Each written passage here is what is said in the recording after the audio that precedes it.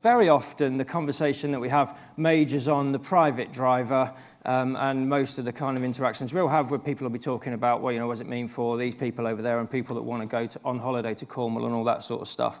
And really, we know, don't we, that 3 and 4 registrations, electric car registrations happen in the fleet sector. That's fleet that's driving the transition at the moment.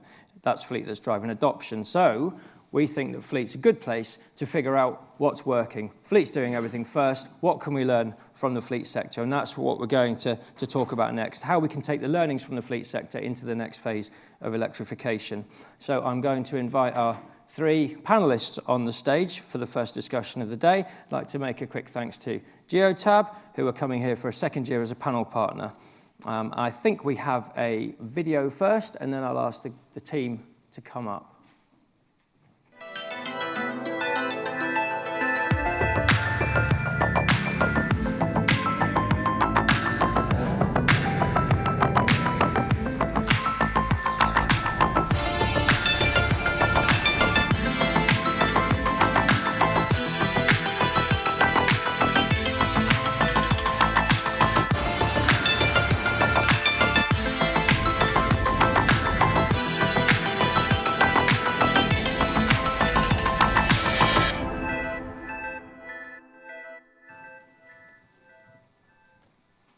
Okay, so let's get to it. I will introduce our speakers, and we're going to talk about what we can learn from the early adopters in the fleet sector. Loads of good ideas we've discussed already together, and we're going to try and get some of that out in the panel. So please, would you welcome to the stage Felicity Kelly, Connected Vehicles and Innovation Leader, Motability Operations, Aaron Jarvis, Associate Vice President at Geotab, and Chris Brady, Head of Sales at Enterprise Fleet Solutions. Thank you. Okay, so before we begin with the panel, I am going to pass over to Aaron, who's going to tell us about Geotab to Work. Thanks, Mark. Let's check the clicker works. Okay, we're in. Hey, everyone. So just before we got started today, I wanted to share a bit of insight from Geotab on how some of our customers have kind of got going with electrification. I think it's quite easy, Mark referenced before, and so did Louise, to say, let's get started, we can have personal car drivers transitioning, but actually in the fleet world, that's where the action's really happening. And it can be quite daunting, we think, for fleet managers to get started. And our aim is to try and help use the insights we've got from some of the largest fleets in the world to get everyone going. So we looked at about 5,000 electric vehicles that we have connected, and we specifically selected those vehicles from fleets that are on the more mature side of their transition. So Geotab as a business are connecting tens of thousands of electric vehicles for our customers, but some of those customers have been on the journey for quite a long time now. So we've got the likes of Milk and More, who started their electrification journey 100 years ago, but in recent years, they've really gone from diesel vehicles into electric and had some success there. So we wanted to focus on those fleets that hopefully have some learnings and some best practices to help people in the room that might be starting on that journey themselves, rather than a long way through and want to avoid some of those learnings. So interestingly, we started to look at how those fleets are charging to give us a bit of insight into how they might have kind of planned what they're doing and what successes they might be having. And really interestingly, most of the charging that's happening across those 5,000 vehicles is happening overnight. So as you'd anticipate, fleets that are successful on that journey have gotten into the detail of planning where their infrastructure is, planning which vehicles they can change, and making sure that when Aaron gets his electric vehicle, he can start charging at night, and he can, we can provide some infrastructure, and he's got a driveway, as opposed to some of the fleets that struggle where they make maybe a more brash decision and just give everyone an electric vehicle and find out the problems later. What's even more interesting, actually, is that more than a third of the charging that's happening in those customers is happening during the day. And as you can see on the graph there, the grey lines are AC charging, and the blue chunks of those graphs are DC charging, and the hours of the day are along the bottom. And what you start to see during the kind of working hours of the day is that DC charging is increasing. Now, for most fleets, that would be an indication that something's gone wrong. So we've seen plenty of large fleets in the UK order thousands of electric vehicles and roll them out to their customers before later having to backtrack. And some of the problems that they're having there is a sudden rise in or an unexpected level of DC charging, because maybe Aaron didn't have a driveway or didn't want to use his driveway to charge the vehicle, or maybe there wasn't roadside charging available. And as a result, essentially Aaron's having a breakdown every day, having to stop somewhere to charge unexpectedly in an unplanned way. Now, in the case of our customers, that isn't actually what's happening. So we see here that most of the charging that's happening during the day is in 1 or 2 locations. And what that's a good indication of is good planning. So our customers that have had success in this transition have chosen where to place those vehicles, either where they can charge overnight, and it's great, they can get some infrastructure there, maybe they've got depots available and the vehicles dwell at the depot overnight, or where the route that the vehicle's going to take in the day allows some charging to happen.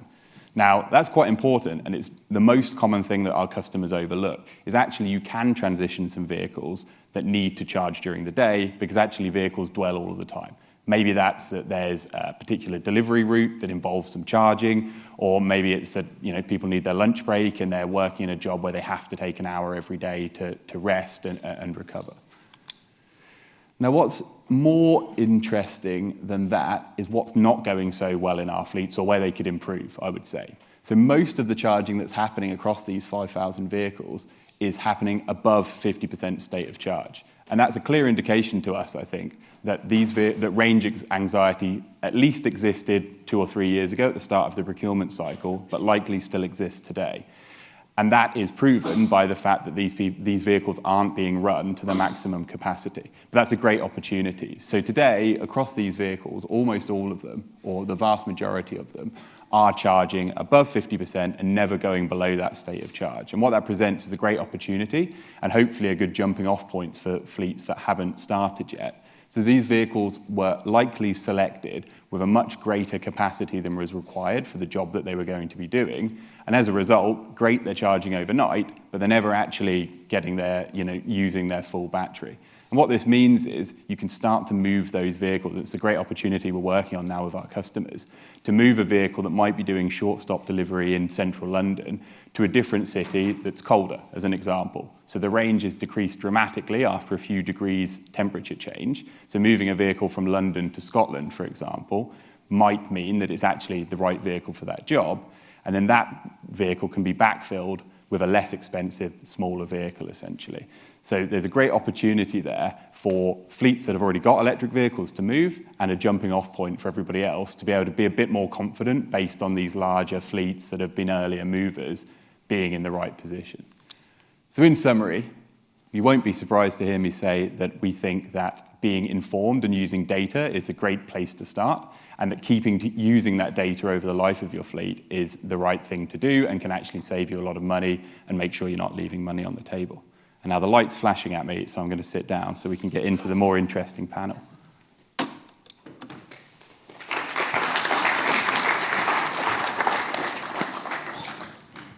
Thank you. There's loads in there, and the data, we're going to come to that in a bit, about how easy is it to access, what do you do with it, what sort of data is available, and what are the key things that you learn from it. Thank you very much, Aaron. Right, what we're going to do, before we get into the questions and so on, we'll have some time at the end, and I'll be guided on how much time we've got for questions. Probably be between 5 and 10 minutes, depends how the chat goes. But if you've got questions on any of that stuff, or as we go through the panel, then jot them down, and then there'll be some roving mics. We'll come and find you. Okay, so I'm going to start with a question for Felicity, and then I'll come to you as well, Chris. Just when we say fleet, it's a generic term, right? Can you tell us a bit about the kind of the people and the differences in your kind of businesses and the drivers of your of the electric cars that you have? Of course, yeah, and they are very different, aren't they, Chris? Yeah. So I work for Motability Operations. We're the operators of the Motability Scheme, which offers a worry-free proposition for customers in the UK who have a disability, who are eligible for a number of disability benefits. When I say worry-free, it's essentially kind of a just add fuel or just add electric offering. And every single one of our customers has a disability, which poses kind of a whole load of interesting challenges as we talk about electrification. We operate at scale, so we have about 700,000 vehicles in the UK at the moment, and a small subset of that, although albeit a fairly large electric fleet of about 30,000 vehicles. So we're just trying to work out at the moment how we can sort of smooth the transition and take the learnings from the early adopters and carry that through. And just on that, those are there very different use cases between those 700,000, or do you find that everybody's patterns of driving and that sort of thing are about the same? Great question. I mean, I think we're just at the beginning of that journey, and I think that Aaron's right. Data is, the key to unlocking it. We've started to do some work around understanding vehicle usage and how existing electric EV drivers are charging their vehicles, but we really need to understand a lot more in order to deliver a smooth transition. So there's generally kind of might be more similar to the private driver experience with Motability. Yours is different though, Chris, isn't it? Yeah, it's quite wide-ranging. So we've got the private driver, the person that might rent a vehicle for a weekend or a business trip potentially, and then we've got the fleet user, the person that's using a commercial vehicle or an HGV for a specific purpose. So commercial vehicles, if we think about those slightly differently rather than the driver, what are the key differences that you find between those? Well, weight is a big key with using a commercial vehicle fleet, so making sure that you've got the range with the correct weight capability of the vehicle, and one bringing the other down. And then Aaron's already touched on it, but seasonal environments making a big difference as well. So making sure that the vehicle is fit for the purpose of the job and making sure that it's not going to affect operational efficiency. And we've seen through this conversation that you're widening the stakeholders that you're speaking to. So no longer is it the end user, is it just the fleet manager? We're now talking to HR, it's the operations team, it's finance, it's everybody making sure that this creates the ecosystem that it needs to be successful. Because otherwise you find yourself on the other side and people are deciding that they'll find the reasons not to change rather than the benefits of change. So when we come to fleet, the range, fit for purpose, those are the key kind of two of the key kind of drivers. The next one might be whether or not, or should be, whether that electric vehicle, be it commercial, HGV or a car, makes financial sense. And those, there are nuances within there, aren't there, around will it go as far as it needs to go, what's the downtime, and you touched on some of that. It'd be good, Aaron, if you could give us a steer on the kind of things that you see across your data set. You're working with lots of different types of fleets and a very diverse base. So what kind of differences do you see within the data? Yep, sure. I think there's actually a really good point that Chris made there about the stakeholders that are involved. So one of the big differences, I'd say, today to 5 or 10 years ago is that the fleet manager's gone from, or anyone, even looking at Flick's fleet, we've gone from, hey, we need a van that does this job that's at this price point, to maybe we need to invest really heavily today to get the benefits of tomorrow. Maybe we need to be transitioning vehicles that actually are going to be a higher cost or lower. And as a result, the fleet managers become, essentially a stakeholder manager much more than they ever previously needed to be. And that means stepping into a completely different world within a business in terms of, maybe you're meeting with the CEO now when you historically wouldn't have done, or you're doing all the stakeholder management that gets the CEO to sign off on the spending that you need. And then in terms of the data that they're using to do that, it's starting right from the ground up in terms of, well, how much fuel are we actually burning? So, obviously that everybody's always looked at their fuel card data, but now it's looking at specifically that job. How much fuel did we burn? How much carbon did we emit? And how much money did we spend on fuel doing that job? Because it might mean that we need to change the job patterns. So, 2 diesel vans might have split a certain number of jobs in one way, but actually by splitting those jobs differently between 2 EVs or 1 EV or 3 EVs potentially, you can actually get more efficient and get more bang for your buck, essentially. I mean, to Louise's point, maybe you can just have less vans now because you're managing them in a slightly different way. Any manufacturers in the room, don't worry about that. There will be the same number of vans and all the rest of it, with any luck, they'll just be a lot cleaner, it's fine. That's an interesting thing. One thing that stuck out for me when you shared the data was that vehicles are charged when they've actually still got half the capacity left, which makes me, and you talked about it a bit on kind of what people understand of the vehicle they've got. There's obviously a thing there where people are a bit worried when the ticker goes down below 50%, they start thinking, oh crumbs, is it going to now go really fast? Is that something, I'll come to you first, Chris, that you, in your area, there's an education that needs to be done. And why is that? Why is it still a thing? Yeah, I think for us, obviously, key is delivering that customer experience and making it an excellent customer experience, and getting over that charge anxiety is a huge part of that, and making sure that people are educated in the charge infrastructure that's in the UK. But widen that, making sure that we can work with our partners to expand that charge infrastructure and give that availability. So I think as we move forward through the EV transition, a lot of these things go away. Speaking from personal experience, when I first went into an electric vehicle 2.5 years ago, the infrastructure, it was plentiful, it was fine. And then I moved towards a period where a lot of EVs came into the market. It was really difficult to find charging. You were waiting a long time. To now, I find as long as I plan my day effectively, then I don't need to charge at 50% on my vehicle. I can wait until I'm down to sort of that 10, 15%, or just do a top-up charge during the day and make sure that I then charge again at home. So it's about planning and changing the way that you're operating day to day when you're using a vehicle personally. But for businesses, again, I think that's another challenge that they need to take in their stride. And is that something that's a conversation that you would all have, I assume? How do you make that? How do you reassure the user that it's going to be okay?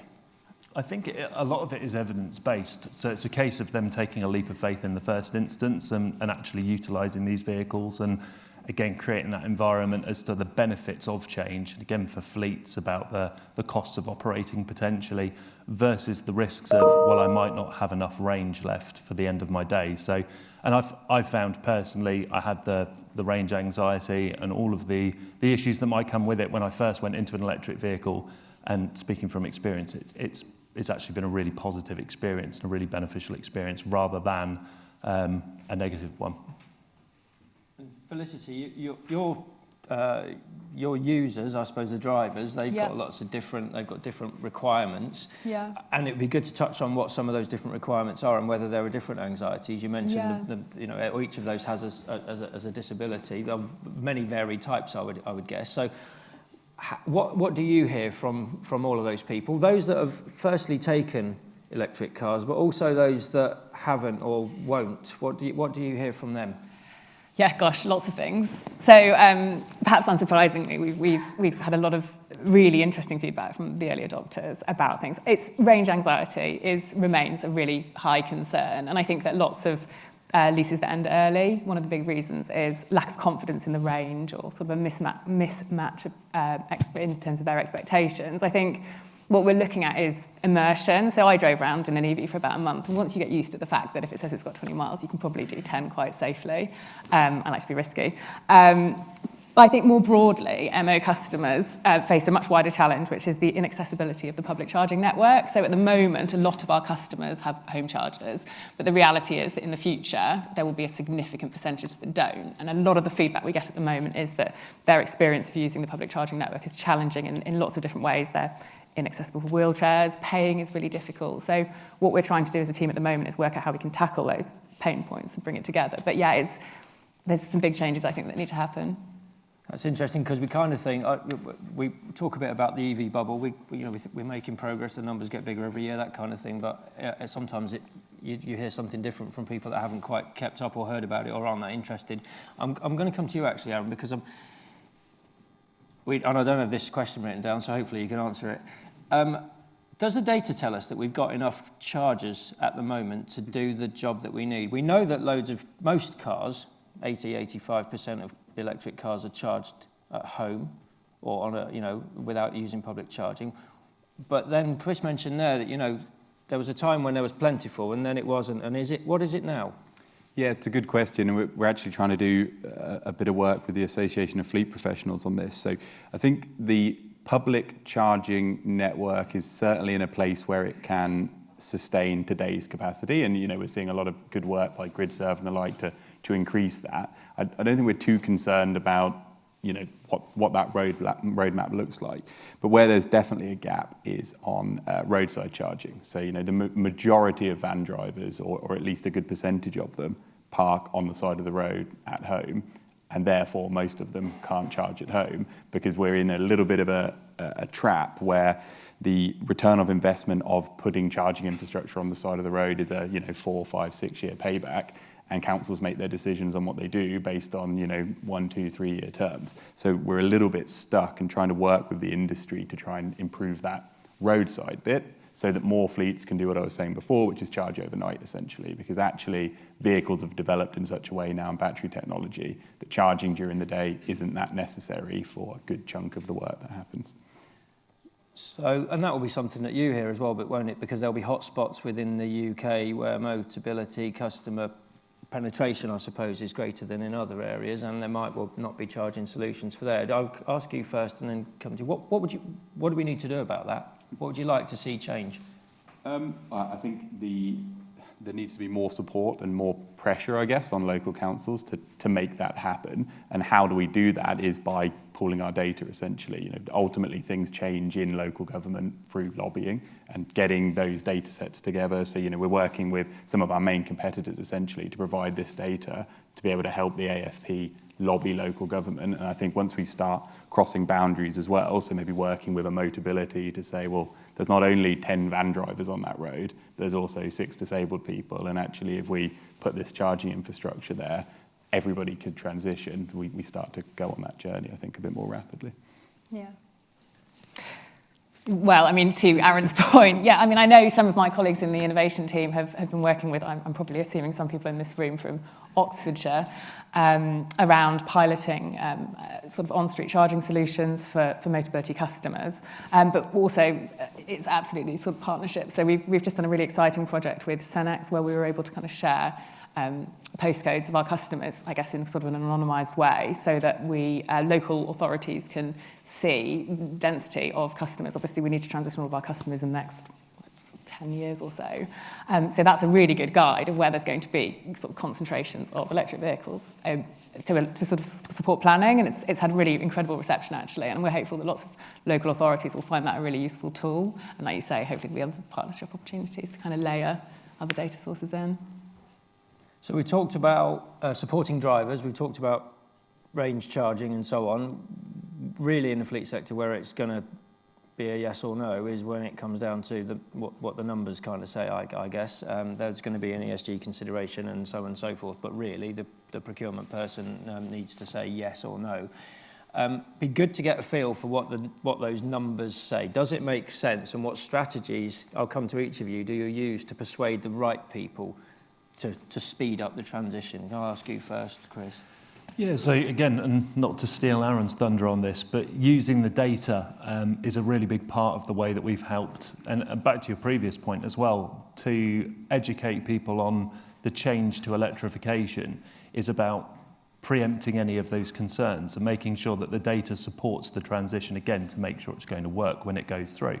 So we will work with the end user, whether it be the fleet manager, whether it be the operations team, the finance team, to create that environment where they feel that, one, it's going to be suitable for a requirement, and then you look across the life costs.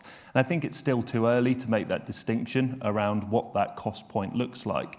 But I think the early indications would show that there is a lot of sense in moving towards electrification. On a personal company car benefit side, there's definite advantages to that. But on a commercial vehicle user, it's making sure, first of all, that it's operationally fit for requirement. And I think if you can overcome those objections before the vehicle goes on the road, you go a long way to being able to make that successful transition. And Felicity, how do you persuade people within your organisation that this is the right thing to do, and at what sort of pace? Well, I think we broadly agree it's the right thing to do. I think our concern is that our customers aren't left behind in the sort of race for electrification. So at the moment we're actively subsidising EVs so that our customers are able to access them, and we're working on all sorts of solutions and all sorts of different partners. Always interested in talking to new people about things that we can do to make the experience of using an EV easier for customers. I think things like education and immersion are proving really valuable. I'm sure that our strategy will kind of grow and change. But I think, it's just about making sure that our customers are part of it, and we're not sort of creating this ecosystem that excludes segments of society. Yeah, I think so. Trying to take a slightly different tack to answering. Where we're really focused as Geotab is helping our customers now on the almost intangible in terms of how much extra business can you win by being more sustainable. So it's quite hard to quantify today. So, would you have won that tender if you didn't have this decarbonisation strategy? It's getting easier because, there's lots of sustainable supply chain elements and gradings that companies can have. But essentially where we're finding our most success now is working with the fleet operator to help enable their sales team, essentially. So, this big contract that you want to win has a requirement for a decarbonisation strategy. We'll help you write that decarbonisation strategy. And it's not just about switching to electric. There's a lot of steps before that. But clearly, talking at the EV Summit, being able to say, well, we're going to deploy this charging infrastructure over this period, and actually maybe being able to ask the customer, okay, so you want us to operate 800 ambulances for you in central London and you want them all to be electric. Well, you need to put some charging infrastructure on your sites, and being able to have that kind of heated discussion sometimes where they say, no, you need to be able to do it without us changing anything. Well, that's impossible because you're running a lot of equipment in an ambulance as an example, and kind of getting into that detail and enabling them to have that negotiation. So here's the data from the diesel ambulance that's doing the job, and here's the data from another electric ambulance somewhere else that says we need a charge point there, essentially, and you need to help us do it. Data's key. Yeah. Just before we go to questions, I'd just quickly like to ask each of you, if there's any fleets in the room that haven't started yet or are wondering they need a bump, what's the one thing that you would say that they should consider? What's the most important thing that fleets thinking about making the transition should take into account before they begin? Again, and I'll keep reiterating this, that I think the important thing is immersing yourself in the data. Using Geotab's tool, the EVSA, is a great way to do that, because that suitability assessment will take away some of that anxiety of moving across the fleet. So I think preparing yourself, understanding that the use case works in the first instance, and then as a fleet, or if it's a personal user taking a vehicle, taking that leap of faith, I think immersion, as you've said, is a really important way to do it. So they'd probably be my two key takeaways. Yeah, I mean, I'm going to sort of bang the same drum. So I think data is key. I think electric vehicle suitability is also key. I think that there's lots of work around EVSAs that work really well for commercial fleets. I think there's probably a whole lot of interesting stuff that could be done around electric vehicle suitability for consumers. But yes, understanding vehicle usage and potentially sort of, there'll be some customers ready to go now. There'll be some that might need some tweaks, and using that to inform the strategy. Absolutely, yeah. Yeah, I mean, I'd echo the same comments. Getting started, essentially. So, find some vehicles in your fleet that the data says will confidently be able to change, and change them. So now you've got some drivers that are actually really impressed with their new shiny vehicle that never breaks down, that they can do lots of things with, and suddenly you've got the momentum in your fleet, I think. Brilliant, thank you. Right, we will go to any questions. Just stick your hand up and then introduce yourself and direct your question. Are there any in the audience?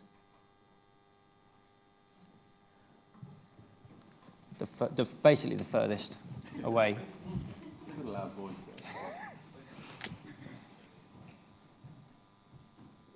Hi, I'm Laura, actually Mark's colleague from Auto Trader.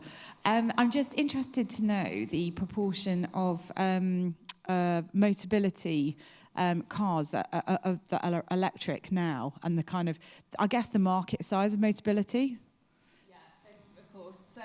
We have a fleet of about 30,000 cars on the fleet, electric cars on the fleet today, whole load in an order bank somewhere, I'm sure. We have our total fleet size is about 700,000 vehicles, which is a combination of, well, it's largely passenger cars, and then about 30,000 wheelchair accessible vehicles.